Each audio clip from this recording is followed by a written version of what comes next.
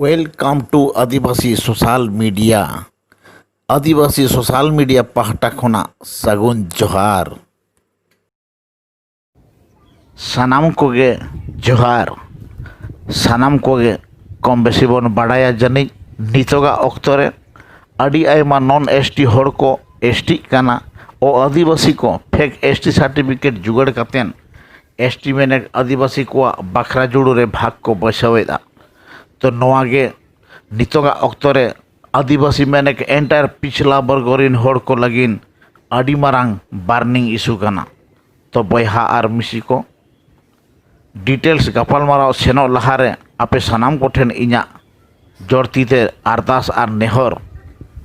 जे नवा आदिवासी social media channel subscribe और likes का ताबन पे चेदा बांगमा नवा आदिवासी सोशल मीडिया चैनल रे जहाँ तिनांग हड़ को कमी काना उनको को जाते नवा नवा वीडियो नवा नवा संदेश बेवरा आगू काते आरहो कमी रेना एनकारेज को नाम ओना खातिर ते चैनल दो सब्सक्राइब का और लाइक्स का ताबन पे। तो नितों दो डिटेल सेनिंग सेनोक कान ताबोना। तो नागामिया से ऐतिहासिक बीत को कथा लेकाते आर्य को एटा दिसम खना जखन आबो भारत दिसम तक सड़ा बोलो हेजना ओना पोरे गे आबो दिसम रे जाति भेद रे प्रथा मेने उच्च नीच भेदभाव हो बोलो हेजना नवा को नेल कातेन से बड़ाई कातेन गे जानी भारत दिसम फुरगल अड़ी सेरमा लहारे मेने 1874 साल रे मैसूर सरकार मेने कर्नाटक सरकार पाहटा खना पुइलु आबो दलित हड़ को लगिन रिजर्वेशन कोटा को चालू लिया। उनकागे 1902 साल में महाराष्ट्र सरकार हों अब पिछला वर्ग हड़ को लगिन से लातार गताकरीन हड़ को लगिन रिजर्वेशन सिस्टम को चालू लिया। चिता बांगमा सानाम गे को बढ़ाया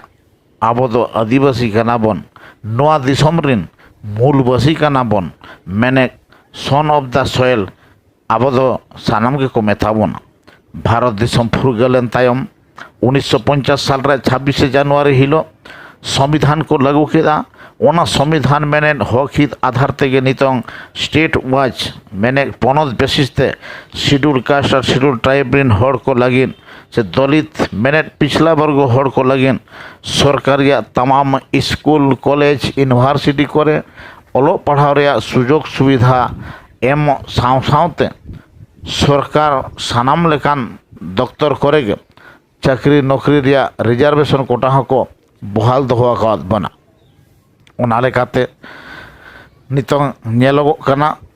से बाड़ायों काना जे भारत दिसम तालारे टोटल 28 टी राज्य से पनत मेना आर 11 गोटांग केंद्र शासित अंचल मेने यूनियन टेरिटरी मेना ओना भित्री खना मैक्सिमम स्टेट रेगे से पनत रेगे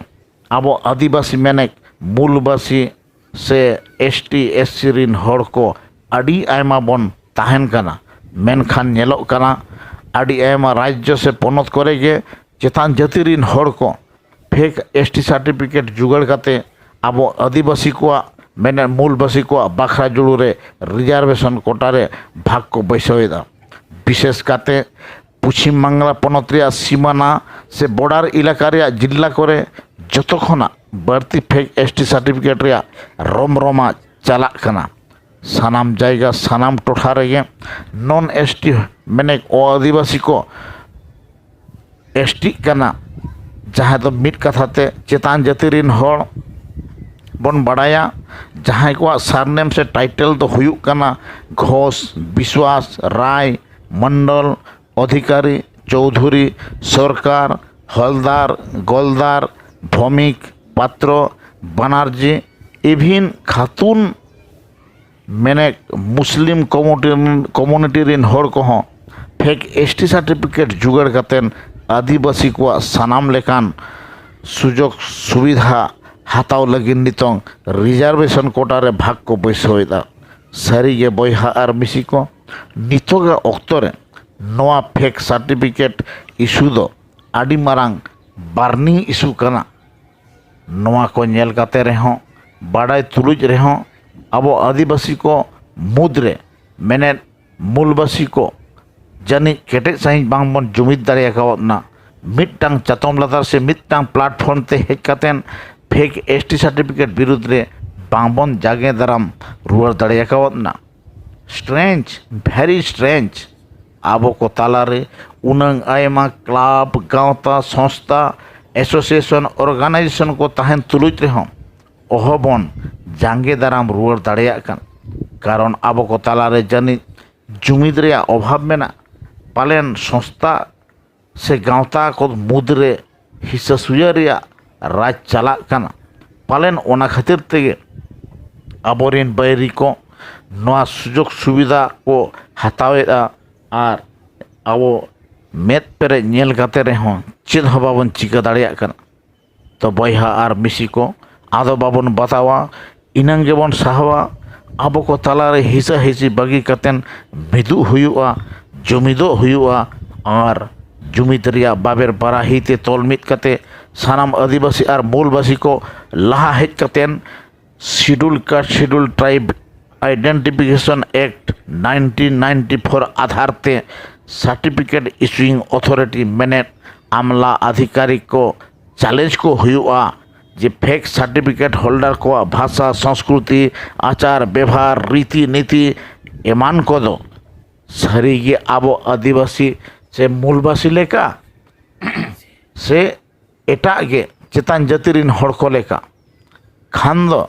चैलेंज काते आबो हों डिटेल्स बन बाड़ाई दाड़ेया और दूध का दूध, पानी का पानी हो जाएगा। सारी गे जदि नवा फेक एसटी सर्टिफिकेट रिया फेक एसटी सर्टिफिकेट रिया रेहत के मोडरुज गिरी हुई ताबोना मैंने इस मुद्दा को अगर उखाड़ के फेंक देना है खान दो आबो अड़ी केटे सही जुमिदो लगावाबोना। दरकार पड़ावा कोर्ट रे शेल्टर हताव कातेन आईन लड़ाई लड़ाव हुई ताबोना।